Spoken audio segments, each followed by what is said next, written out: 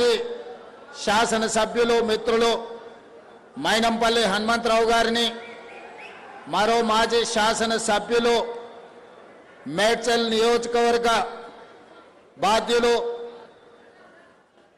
సుధీర్ రెడ్డి గారిని, అదేవిధంగా హరివర్ధన్ రెడ్డి గారిని, అదేవిధంగా మిత్రులు ఈ ప్రాంతంలో ఉప్పల్ బగాయత్ ప్రాంతంలో మున్సిపల్లో వివిధ బాధ్యతలు నిర్వహించిన మిత్రులు వజ్రేష్ యాదవ్ గారిని,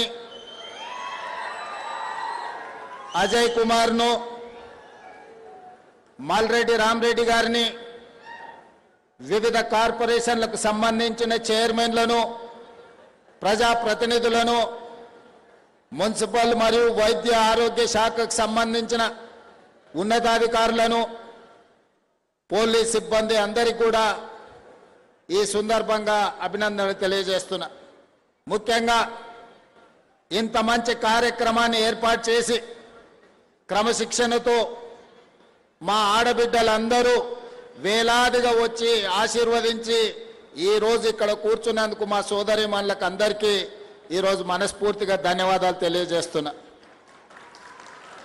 అదేవిధంగా మా అధికారులకు ఒక సూచన చేయదలుచుకున్నా. ఎప్పుడు నా కార్యక్రమాన్ని ఏర్పాటు చేసినా నా కుడి వైపున ఇక్కడి నుంచి అక్కడి వరకు ఆడబిడ్డలకు కుర్చీలు వేసిన తర్వాతనే ఎడమ వైపున మా యువ సోదరులకు కుర్చీలు వేయండి. ఈరోజు వేలాది మంది వచ్చింది మా ఆడబిడ్డలు. వాళ్ళందరినీ వెనుక భాగాన కూర్చోబెట్టి మా రాజకీయ మిత్రులందరినీ ముందర కూర్చోబెట్టారు. నేను మా అధికారులకు సూచన చేస్తున్నా, నేను ఏ కార్యక్రమం తీసుకున్నా మహిళలు ఆడబిడ్డల ఆశీర్వాదంతోనే ఈరోజు ఇంత స్థాయికి జిల్లా పరిషత్ మెంబర్ నుంచి ఈరోజు ముఖ్యమంత్రి స్థాయికి ఎదిగినా అంటే ఆడబిడ్డలు నిండు మనసుతోనే ఆశీర్వదించారు. కాబట్టి నేను ఈ స్థాయికి వచ్చిన అధికారులందరికీ నేను సూచన చేస్తున్నా, సూచన కాదు ఆదేశాలు ఇస్తున్నా. నేను నిలబడి మాట్లాడే వేదికలో నా కుడి వైపున మొత్తం మహిళలే కనిపించాలి. మహిళలు కూర్చున్న తర్వాత వాళ్ళ వెనకాల ఇతరులను కూర్చోబెట్టండి, ఎడమ వైపున మా పురుషులను కూర్చోబెట్టాల్సిందిగా నేను ఆదేశాలు ఇస్తున్నా. అదేవిధంగా మిత్రులారా, మీకు అందరికీ తెలుసు 2018 శాసనసభ ఎన్నికల్లో కొడంగల్లో జరిగిన గందరగోళం, ఆ ఎన్నికల్లో వచ్చిన ఫలితాలు, శాసనసభ్యుడిగా ఓటమి చెంది రాజకీయంగా గట్టి ఎదురుదెబ్బ తగిలిన సందర్భంలో 4 నెలలు తిరిగే లోపల పార్టీ ఆదేశించి మల్కాజ్గిరి పార్లమెంటు నియోజకవర్గం నుంచి ఎన్నికల బరిలో దించారు. ఆనాడు ఇక్కడ పని చేయడానికి కానీ జెండా పట్టుకోవడానికి కానీ కష్టమైన పరిస్థితులు ఉన్నప్పుడు ఈ ప్రాంతానికి వచ్చి దేశంలోనే అతిపెద్ద పార్లమెంటు నియోజకవర్గమైన మల్కాజ్గిరిలో నామినేషన్ వేస్తే దాదాపుగా 3000 పైచిలకు పోలింగ్ బూతులు ఉంటే తిరగడానికి సమయం లేదు. వాస్తవంగా మన మల్కాజ్గిరి పార్లమెంట్ నియోజకవర్గం ఎంత పెద్దగా ఉందంటే ఎంపీగా 5 సంవత్సరాలు మొత్తం తిరిగినా సరిపోనంత విశాలంగా విస్తరించి ఉన్నది. వివిధ జిల్లాలు, వివిధ రాష్ట్రాలు, వివిధ దేశాల నుంచి ఇక్కడ ఉద్యోగ ఉపాధి అవకాశాల కోసం వచ్చి అన్ని రకాల ప్రజలు, అన్ని రకాల ప్రాంతాల వాళ్ళు, భాషలు, ఎన్నో ఆచారాలు ఉన్న ప్రాంతం ఇది. మల్కాజ్గిరి పార్లమెంట్ నియోజకవర్గం అంటే ఒక మినీ భారతదేశం. అలాంటి మినీ భారతదేశంలో పార్లమెంట్ ఎన్నికల్లో పోటీ చేసినప్పుడు 14 రోజుల్లోనే మీరందరూ ఆశీర్వదించి కింద పడిపోయిన నన్ను మళ్ళీ బలంగా నిలబెట్టి పార్లమెంటుకు పంపించిండ్రు. కాబట్టి పార్లమెంటు సభ్యుడిగా అక్కడ నేను చేపట్టిన కార్యక్రమాలను గుర్తించి శ్రీమతి సోనియా గాంధీ గారు నన్ను పిసిసి అధ్యక్షుడిగా నియమించారు. అక్కడి నుంచి తిరిగి చూడకుండా కార్యకర్తల సహకారంతో తెలంగాణ నలుమూలల తిరిగి 4 కోట్ల ప్రజలకు నమ్మకం, విశ్వాసం, ఒక భరోసా కల్పిస్తే ఈనాడు ప్రజాప్రభుత్వం ఏర్పడ్డది. ఈ ప్రజాప్రభుత్వం ఏర్పడడానికి నేను ఇక్కడికి రావడానికి మలిదశ రాజకీయంగా అండగా నిలబడ్డ ప్రాంతం మల్కాజ్గిరి పార్లమెంటు నియోజకవర్గ ప్రాంతం. అందులో ఉప్పల్ ప్రాంతానికి ప్రత్యేకమైన స్థానం ఉంది.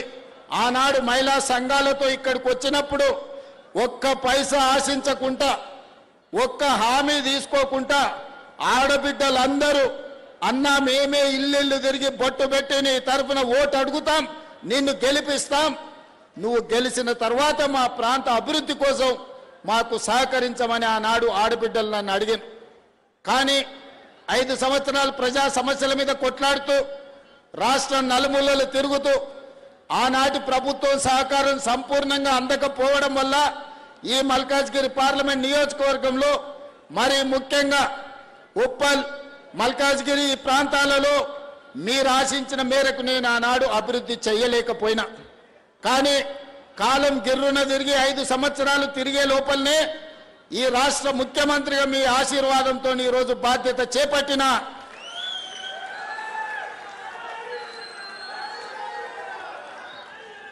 ఆనాడు ఈ ప్రాంతంలో నేను పర్యటించినప్పుడు మేడ్చల్ నియోజకవర్గ ప్రాంతంలో గ్రామ పంచాయతీలు, మున్సిపాలిటీలు, మున్సిపల్ కార్పొరేషన్లు, అదేవిధంగా గ్రేటర్ హైదరాబాద్ మున్సిపల్ కార్పొరేటర్లు 4 రకాల పరిపాలన జరుగుతుండే.